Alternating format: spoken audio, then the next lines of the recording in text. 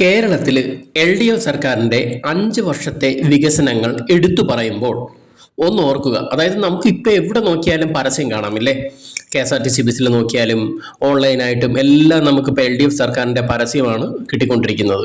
അപ്പോൾ ഈ 5 വർഷത്തെ വികസനങ്ങൾ എടുത്തു പറയുമ്പോൾ ഒന്ന് ഓർക്കുക, മറുവശത്ത് ഒരുപാട് നെഗറ്റീവായിട്ടുള്ള കാര്യങ്ങൾ കുമിഞ്ഞുകൂടുകയാണ് എന്ന്. എന്തുകൊണ്ട് ഇനിയും കാലം ഇത്ര പുരോഗമിച്ചിട്ടും ഒരു മാറ്റവും വരാത്ത അടിച്ചമർത്തി കിടക്കുന്ന ചില മേഖലകളും മാറ്റങ്ങൾ വരാനുള്ളതുമായിട്ടുള്ള ഒരുപാട് കാര്യങ്ങളിലേക്ക് ശ്രദ്ധ എന്തുകൊണ്ട് തിരിയുന്നില്ല എന്നുള്ളതുമാണ്. അത്തരം കാര്യങ്ങളിലേക്ക് അല്ലെങ്കിൽ അത്തരം കാര്യങ്ങളെക്കുറിച്ച് വളരെ ലളിതമായി പറയാൻ ഈ അവസരം ഉപയോഗിക്കുകയാണ്.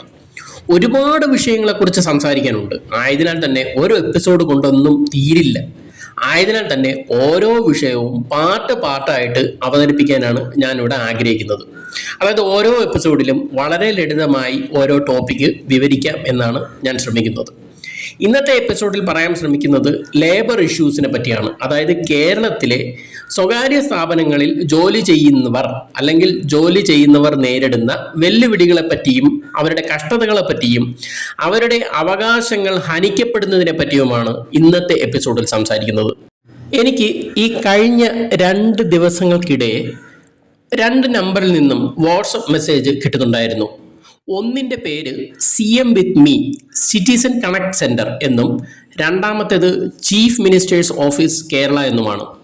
അതായത് ഒന്ന് മുഖ്യമന്ത്രി എന്നോടൊപ്പം പരിഹാരം ഉറപ്പാണ് എന്ന ഡിസ്പ്ലേ പിക്ചറാണ് കാണാൻ കഴിഞ്ഞത്. ഞാൻ കരുതുന്നു കേരളത്തിലുള്ള വാട്സപ്പ് ഉപയോഗിക്കുന്ന എല്ലാവർക്കും ഈ നമ്പറിൽ നിന്നും മെസ്സേജസ് കിട്ടിക്കാണുമെന്നുള്ളതാണ്. തികച്ചും നല്ലൊരു ഇനിഷ്യേറ്റീവ് തന്നെയാണ് ഈ സ്റ്റെപ്പ്. കാരണം കേരളത്തിലുള്ള ജനങ്ങൾക്ക് അവരുടെ പരാതികളും പരിഭവങ്ങളും നേരിട്ട് CMനെ മനസ്സിലാക്കാനും ബോധിപ്പിക്കാനും ഈ മാധ്യമത്തിൽ കൂടി കഴിയും എന്നുള്ളതാണെന്ന് കരുതപ്പെടുന്നു. 48 മണിക്കൂറിനുള്ളിൽ മറുപടി ഉറപ്പാണ് എന്നാണ് പറയുന്നത്. ഇലക്ഷൻ ആകുമ്പോൾ അല്ലെങ്കിൽ ഇലക്ഷൻ അടുക്കാൻ പോകുന്നതിനുള്ള ഒരു സ്ട്രാറ്റജി ആയിരിക്കാം മേ ബി ഇത്. ഈ പരിപാടി എന്തായാലും വെറുതെ വോട്ട് കിട്ടാൻ വേണ്ടിയിട്ടുള്ള താൽക്കാലികമായിട്ടുള്ള ഉടായ്പ് പരിപാടി ആകാതിരുന്നാൽ മാത്രം മതിയായിരുന്നു. കാരണം ഇങ്ങനത്തെ ഒരു ഇനിഷ്യേറ്റീവ് ഒരുപാട് വർഷങ്ങൾക്ക് മുന്നേ വരേണ്ടതായിരുന്നു. അങ്ങനെ ആയിരുന്നു എങ്കിൽ ഈ ഒരു പരിപാടി സത്യസന്ധമായാണ് നടത്തിക്കൊണ്ടു പോകുന്നതെങ്കിൽ കേരളം തികച്ചും ദൈവത്തിൻ്റെ സ്വന്തം നാടായി മാറിയനെ. അപ്പം നമുക്ക് വിഷയത്തിലേക്ക് കിടക്കാം.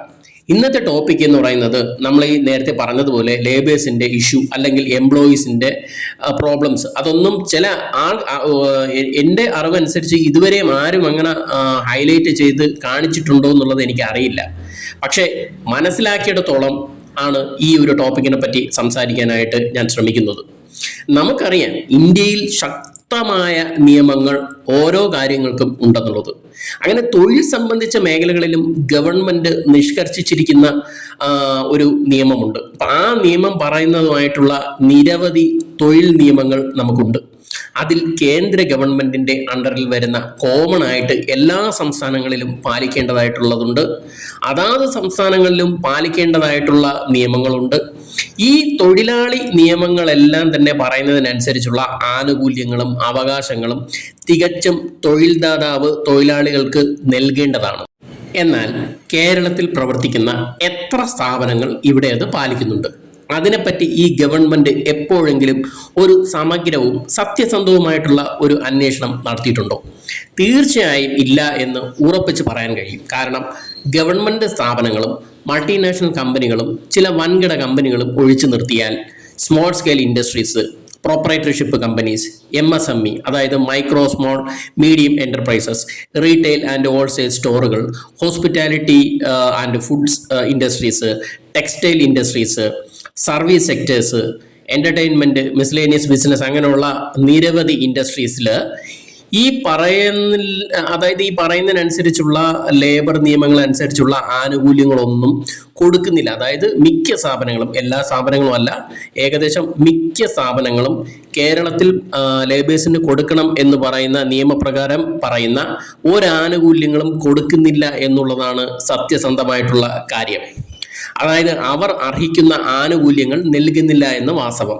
അതായത് Kerala shops and commercial establishment act പ്രകാരം പറയുന്ന ആനുകൂല്യങ്ങൾ നിയമപ്രകാരം തൊഴിലാളികൾക്ക് കിട്ടേണ്ടതാണ്. എന്നാൽ ഇവിടെ പല സ്ഥാപനങ്ങളും തൊഴിലാളികളുടെ അറിവില്ലായ്മയെ ചൂഷണം ചെയ്തുകൊണ്ട് അല്ലെങ്കിൽ അവരെ അടിച്ചമർത്തിക്കൊണ്ടുമാണ് പ്രവർത്തിച്ചു പോകുന്നത്. ഗവൺമെന്റ് ഒരു കാര്യം മനസ്സിലാക്കണം. കാലം ഇത്ര പുരോഗമിച്ചിട്ടും നിയമങ്ങൾ ഉണ്ടായിട്ടും ഈ കാണിക്കുന്ന നെഗ്ലിജൻസ് തികച്ചും മാപ്പർഹിക്കുന്ന ഒരു കാര്യമല്ല. പലപ്പോഴും തോന്നാറുണ്ട്, എന്തിനാണ് ലേബർ ഡിപ്പാർട്ട്മെന്റ് ഇവിടെ പ്രവർത്തിക്കുന്നത് എന്ന്. അതായത് തൊഴിലാളികൾക്ക് നിയമപ്രകാരം കിട്ടേണ്ട, അതായത് സ്റ്റാറ്റ്യൂട്ടറി കംപ്ലയിൻസ് പ്രകാരം കിട്ടേണ്ട ആനുകൂല്യങ്ങളായ PF, ESI, gratuity, leave benefit, over time, holidays, employees fair wages, working hours regulation ഒന്നും തന്നെ കിട്ടാറില്ല എന്നുള്ളതാണ്. അവർക്ക് നന്നായി അറിയാം ഇത് ഒന്നും നടപ്പിലാക്കുന്നില്ല എന്നുള്ളത്.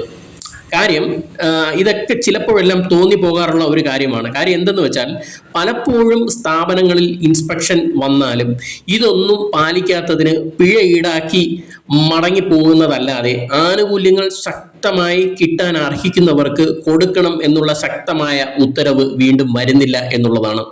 ഇതിനുള്ള കാരണം എന്താണ് എന്നുള്ളത് കൈക്കൂലിയ പറ്റുന്നുണ്ടോ അല്ലെങ്കിൽ മറ്റെന്തെങ്കിലും ഇൻഫ്ലുവൻസ് ഉണ്ടോ, പൊളിറ്റിക്കൽ ഇൻഫ്ലുവൻസ് ഉണ്ടോ എന്നുള്ളത് ശക്തമായിട്ട് കണ്ടുപിടിക്കേണ്ട ഒരു കാര്യം തന്നെയാണ്. ശക്തമായ അന്വേഷണം സർക്കാരിൻ്റെ ഭാഗത്തു നിന്നും ഉണ്ടാകണം. അല്ലെങ്കിൽ ഗവൺമെന്റ് അറിഞ്ഞുകൊണ്ടാണോ ഇതൊക്കെ നടക്കുന്നതെന്ന് ചിലപ്പോൾ തോന്നിപ്പോകും. തൊഴിലാളികൾക്ക് അവരുടെ ഗ്രീവൻസ് ആരോട് പറയാനാണ്? അല്ലെങ്കിൽ ഒരു കാര്യം ഗവൺമെന്റിന്റെ ശ്രദ്ധയിൽപ്പെടുത്താനായിട്ട് അവർ ശ്രമിക്കുമ്പോൾ തീർച്ചയായിട്ടും അത് ഗവൺമെന്റ് അതിനു വേണ്ടിയിട്ടുള്ള മുൻകൈ എടുക്കണം എന്നുള്ളതാണ്. ഒരു കാര്യം ഗവൺമെന്റ് മനസ്സിലാക്കുക, നല്ലൊരു സ്ഥാപനങ്ങളും പലപ്പോഴും അതായത് ഒരു നല്ലൊരു പെർസെൻറ്റേജ് സ്ഥാപനങ്ങളും ലേബർ ലോ പാലിച്ചല്ല പ്രവർത്തിക്കുന്നത് എന്നുള്ളതാണ്. തൊഴിലാളികൾ അവരുടെ അടിമകളെ പോലെയാണ് പ്രവർത്തിച്ചു പോകുന്നത്, അല്ലെങ്കിൽ പലയിടത്തും പ്രവർത്തിക്കുന്നത്. അപ്പൊ എത്രയും വേഗം അടുത്ത ഭരണത്തിൽ വരുന്ന ഗവൺമെന്റ് ഏത് പാർട്ടി തന്നെ ആയാലും തൊഴിലാളി നിയമങ്ങൾ ശക്തമായി നടപ്പിൽ വരുത്തുക. അത് പാലിക്കാത്ത കമ്പനികൾക്ക് നല്ല രീതിയിൽ പിഴ ഈടാക്കുക, അല്ലെങ്കിൽ അത് വീണ്ടും പാലിക്കുന്നതിന് വേണ്ടിയിട്ടുള്ള താക്കീത് കൊടുക്കുക. അതിലും സ്ഥാപനങ്ങൾ അനുസരിച്ചില്ല എന്നുണ്ടെങ്കിൽ അടച്ചുപൂട്ടാനുള്ള ഉത്തരവിറക്കുക. നിയമങ്ങൾ പാലിക്കാത്ത പക്ഷം എന്തിനു വേണ്ടിയാണ് പ്രവർത്തിക്കുന്നത്? തൊഴിലാളികൾ സംഘടിക്കുക, എന്നാലേ ഇതിനൊരു മാറ്റം കൊണ്ടുവരാൻ കഴിയൂ.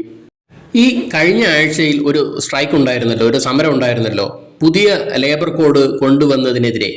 എന്തിനു വേണ്ടിയായിരുന്നു ആ സമരം? അതായത് ഉള്ള നിയമങ്ങളോ നിങ്ങൾ നടപ്പിൽ വരുത്തുന്നില്ല, പിന്നെ എന്തുകൊണ്ട് വന്ന നിയമത്തിലെ നല്ല വശങ്ങൾ മനസ്സിലാക്കാതെ ഈ സമരം ചെയ്തത്? അതോ തൊഴിലാളികളുടെ അറിവില്ലായ്മ ചൂഷണം ചെയ്തുകൊണ്ടോ? എന്തായാലും കൊള്ളാം. അതായത് പുതുതായി വന്ന ലേബർ കോഡിന്റെ നല്ല കുറച്ച് പോയിന്റ്സ് ഞാനിവിടെ പറയുകയാണ്. ഇത് കേട്ടിട്ട് നിങ്ങൾ തന്നെ പറയണം, ഇത് തൊഴിലാളികൾക്ക് ഗുണം ചെയ്യുന്നതാണോ അല്ല എന്നാണോ എന്നുള്ളത്. അതായത് 29 കേന്ദ്ര നിയമങ്ങളെ 4 കോഡുകളായി ഏകീകരിച്ചുകൊണ്ടാണ് ഈ നിയമം വന്നിരിക്കുന്നത്. അതായത് കാര്യങ്ങൾ എളുപ്പമാക്കാനും ഡിജിറ്റലൈസ് ചെയ്യാനും ഒരുപാട് നിയമത്തിന്റെ കോംപ്ലക്സിറ്റി ഒഴിവാക്കുന്നതിന് വേണ്ടിയിട്ടും എളുപ്പത്തിൽ കാര്യങ്ങൾ നടപ്പിൽ വരുത്തുന്നതിനുള്ള വേണ്ടിയിട്ടുള്ള ലക്ഷ്യങ്ങൾ വേണ്ടിയിട്ടും ഈ നിയമങ്ങൾ അനുസരിച്ച് ഗിഗ് പ്ലാറ്റ്ഫോം തൊഴിലാളികൾക്ക് സാമൂഹിക സുരക്ഷ വർദ്ധിപ്പിക്കുന്നതിന് വേണ്ടിയിട്ടും ഫ്ലെക്സിബിൾ ആയിട്ടുള്ള ജോലി സമയം ഉറപ്പാക്കുന്നതിന് വേണ്ടിയിട്ടെല്ലാമായിരുന്നു. ഈ കാര്യം ഒരുപാട് ആൾക്കാർക്ക് അറിയില്ല എന്നുള്ളതാണ് വാസ്തവം. അതായത് വൻകിട ഓൺലൈൻ ഫുഡ് ഡെലിവറീസ് കമ്പനിയിലെ തൊഴിലാളികൾക്കൊന്നും ഒരു തരത്തിലുള്ള ആനുകൂല്യങ്ങളും, അതായത് സോഷ്യൽ സെക്യൂരിറ്റി ബെനിഫിറ്റ്സ് ഒന്നും കൊടുക്കുന്നില്ല എന്നുള്ളതാണ് വാസ്തവം. അവരെ അടിമകളെ പോലെ പണിയെടുപ്പിച്ച് കോർപ്പറേറ്റ് കമ്പനികൾ കോടികൾ സമ്പാദിക്കുന്നു. PF ഇല്ല, ഗ്രാറ്റുവിറ്റി ഇല്ല, ലീവ് എൻഗേജ്മെന്റ് ഇല്ല. അത്രത്തോളം അവരെ കഷ്ടപ്പെടുത്തുന്നു എന്നുള്ളതാണ്. അതായത് എത്രത്തോളം ഓടുന്നുവോ അത്രത്തോളം അവർക്ക് ചെറിയൊരു കമ്മീഷൻ പോലെ എമൗണ്ട് കിട്ടുന്നു എന്നുള്ളതാണ് വാസ്തവം.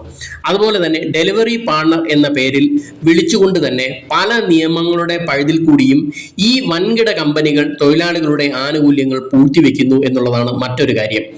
ഡെലിവറി തൊഴിലാളികൾ ഓടുന്നത് തന്നെ അവരുടെ സ്വന്തം ബൈക്കിലാണ്, സ്വന്തം കാശ് ചിലവാക്കി പെട്രോൾ അടിച്ച്, സ്വന്തം മൊബൈൽ ഫോൺ ഉപയോഗിച്ച്, അവരുടെ കാശ് കൊടുത്ത് റീചാർജ് ചെയ്യുന്ന നെറ്റ്, സോ നമുക്കറിയാം കേരളത്തിലെ എല്ലാ റോഡുകളൊന്നും പെർഫെക്റ്റ് അല്ല എന്നുള്ളത്. അതായത് പൊട്ടിപ്പൊളിഞ്ഞ റോഡുകളിൽ കൂടി ട്രാഫിക് തിരക്കുകളൊന്നും തന്നെ നോക്കാതെ 10 മുതൽ 15 മിനിറ്റുകൾക്കുള്ളിൽ ഇടയിൽ ഫുഡ് കസ്റ്റമറിന്റെ അടുത്ത് എത്തിക്കാൻ ഓടുന്ന നെട്ടോട്ടമോടുന്ന ഡെലിവറി ബോയ്സിനെയാണ് നമുക്ക് റോഡുകളിൽ കാണാൻ സാധിക്കുന്നത്. ഇങ്ങനെ ഒരു ദിവസം തന്നെ നിരന്തരമായി ഒരുപാട് കിലോമീറ്റർ ഓടുന്നത് കൊണ്ട് തന്നെ ബൈക്കിനുണ്ടാകുന്ന മെയിൻ്റനൻസ്, തേയ്മാനങ്ങൾ, ഇതിനുവേണ്ടി നല്ലൊരു എമൗണ്ട് തൊഴിലാളികളുടെ കയ്യിൽ നിന്നുമാകുന്നു എന്നുള്ളതാണ്. പോരാത്തതിന് പെട്രോളിൻ്റെ വില അറിയാമല്ലോ. ഏകദേശം ഒരു 300 രൂപയ്ക്ക് പെട്രോൾ അടിച്ച് മണിക്കൂറുകളോളം ഓടിയാൽ ചിലപ്പോൾ 1000 രൂപ കിട്ടുന്നുണ്ടായിരിക്കും. പക്ഷേ അതിൻ്റെ പെട്രോൾ എമൗണ്ട് പോയിട്ട് ചിലപ്പോൾ 700 രൂപയായിരിക്കും കയ്യിൽ കിട്ടുന്നത്. വീണ്ടും ആ ഒരു എമൗണ്ട് ബൈക്കിൻ്റെ തകരാറുകൾ പരിഹരിക്കാൻ വേണ്ടിയിട്ട് അടുത്ത ആഴ്ച ചിലവാവേണ്ടി വരും. അറിയാമല്ലോ, ബൈക്കിന് മെയിൻ്റനൻസ് കോസ്റ്റ് എന്ന് പറയുന്നത് 500 മുതൽ 10,000 വരെയൊക്കെ ആകാം. അതായത് ചില സന്ദർഭങ്ങളിൽ ബൈക്ക് മെയിൻ്റനൻസ് അലവൻസ് പോലും ഇവർ തരുന്നില്ല എന്നുള്ളത് ഓർക്കുമ്പോൾ സങ്കടം തോന്നാറുണ്ട്. അതിനാൽ തന്നെ ഈ പറയുന്ന നിയമങ്ങളനുസരിച്ച്, പുതിയ വരുന്ന നിയമങ്ങളനുസരിച്ച് അവർക്ക് സാമൂഹിക സുരക്ഷാ ആനുകൂല്യങ്ങളെങ്കിലും കൊടുക്കേണ്ടി വരും എന്നുള്ളതാണ്.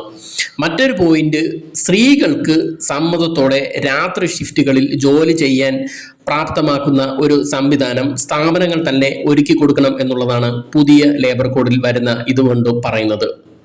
കൂടാതെ തൊഴിലാളികൾക്ക് ജോലിയിൽ പ്രവേശിക്കുന്നതിന് മുന്നേ തന്നെ ഓഫർ ലെറ്റർ കൊടുക്കണമെന്നുള്ള കാര്യവും. അതായത് ഓഫർ ലെറ്ററിൽ അവരുടെ പൊസിഷൻ, ശമ്പളം, ആനുകൂല്യങ്ങൾ എല്ലാം തന്നെ വിവരിക്കുന്നുണ്ടായിരിക്കും. ഓഫർ ലെറ്റർ അവർക്ക് അവരുടെ നാച്ചർ ഓഫ് ജോബ് ഉറപ്പുവരുത്താൻ കഴിയും. എന്നാൽ ഇവിടെ എത്ര സ്ഥാപനങ്ങൾ കൊടുക്കുന്നു? ഇങ്ങനെ ഓഫർ ലെറ്റർ കൊടുക്കുന്ന സ്ഥാപനങ്ങളൊന്നും തന്നെ നമുക്ക് കൂടുതൽ കാണാനേ കഴിയുന്നില്ല എന്നുള്ളതാണ് മറ്റൊരു വാസ്തവം. അതായത് ജോബ് സെക്യൂരിറ്റിയാണ് തൊഴിലാളികൾക്ക് ഈ ഓഫർ ലെറ്റർ കൊടുക്കുന്നത് കൊണ്ട് അർത്ഥമാക്കുന്നത്. അവർ അവിടെ ജോലി ചെയ്യുന്നതിന് എന്ത് തെളിവാണുള്ളത്?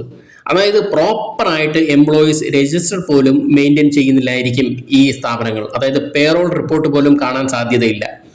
ഇങ്ങനെയുള്ള ഇടങ്ങളിൽ അതുപോലെ അപ്പോയിൻമെന്റ് ലെറ്റർ പോലും കൊടുക്കുന്നില്ലായിരിക്കും. പക്ഷേ ഈ പുതിയ നിയമം അനുസരിച്ച് ഓഫർ ലെറ്ററും അപ്പോയിൻമെന്റ് ലെറ്ററും ഉറപ്പായിട്ടും കൊടുക്കണമെന്നാണ് പറയുന്നത്. അതായത് അപ്പോയിൻമെന്റ് ലെറ്റർ കൊടുക്കുന്നത് കൊണ്ട് തന്നെ ജോലിയുടെ ഉറപ്പാണ് കൊടുക്കുന്നത്. അതുമൂലം തൊഴിലാളികൾക്ക് ലഭിക്കുന്നതും ജോലിയുടെ സെക്യൂരിറ്റിയാണ്.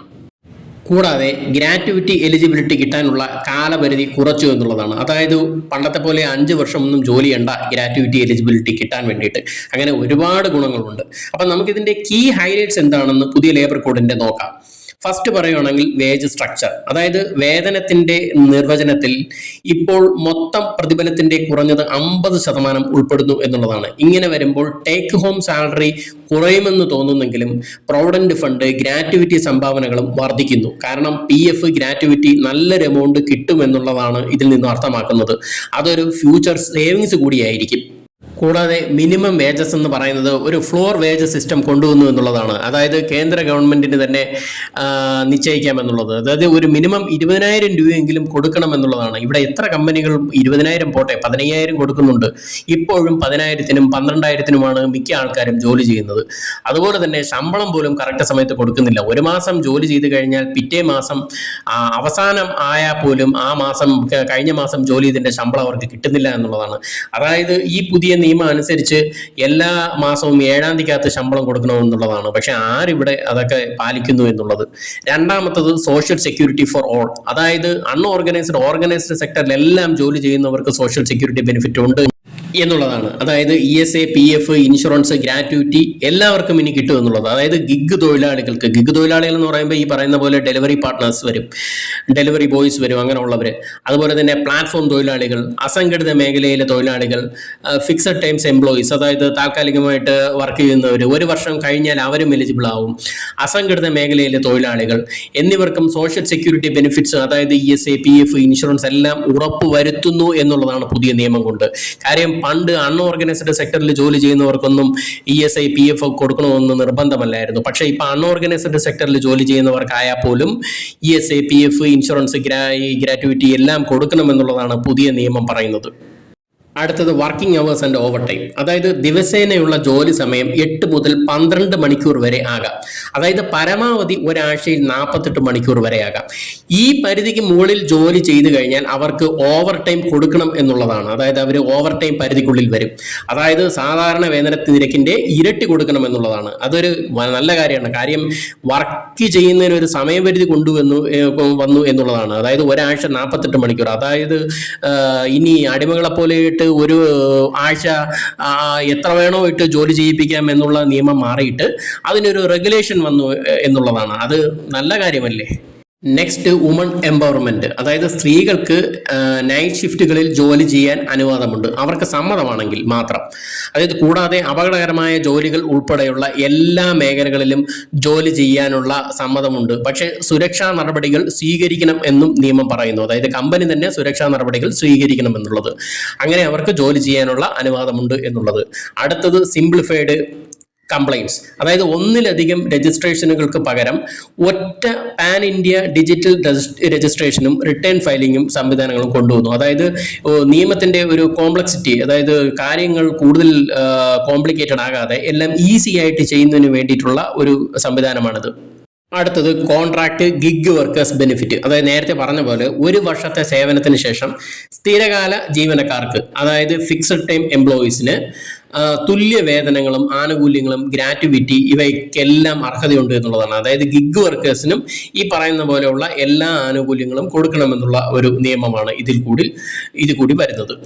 Next, industry safety. അതായത് 500-ലധികം തൊഴിലാളികളുള്ള സ്ഥാപനങ്ങളിൽ നിർബന്ധമായിട്ടും സുരക്ഷാ കമ്മിറ്റികൾ ഉണ്ടായിരിക്കണം. 40 വയസ്സിന് മുകളിലുള്ള ജീവനക്കാർക്ക് സൗജന്യ വാർഷിക ആരോഗ്യ പരിശോധന കമ്പനി തന്നെ ഉറപ്പുവരുത്തണം. അതായത് നിലവിലെ തൊഴിൽ നിയമങ്ങൾ വച്ച് നോക്കുമ്പോൾ പുതുതായി വന്നത് എന്തുകൊണ്ടും ബെറ്ററാണ്. മനസ്സിലാക്കി വരുമ്പോൾ അത് എല്ലാവർക്കും മനസ്സിലാവും. പക്ഷേ അത് നടപ്പിൽ വരുത്താൻ പോലും ഇച്ഛാശക്തിയുള്ള ഒരു ഗവൺമെന്റ് നമുക്ക് ഇല്ലാതെ പോയല്ലോ എന്ന് ഓർക്കുമ്പോൾ മാത്രമേ ഉള്ളൂ സങ്കടം. അതായത് നിയമങ്ങൾ കൊണ്ടുവന്നാൽ മാത്രം പോരാ, അത് ശക്തമായി നടപ്പിൽ വരുത്തുകയും അത് പാലിക്കേണ്ട സ്ഥാപനങ്ങൾ പാലിക്കുന്നുണ്ടോ എന്ന് ഉറപ്പുവരുത്തുകയും വേണം. അല്ലെങ്കിൽ പാലിക്കാത്ത സ്ഥാപനങ്ങൾക്കെതിരെ ശക്തമായി നടപടിയെടുക്കുകയും വേണം.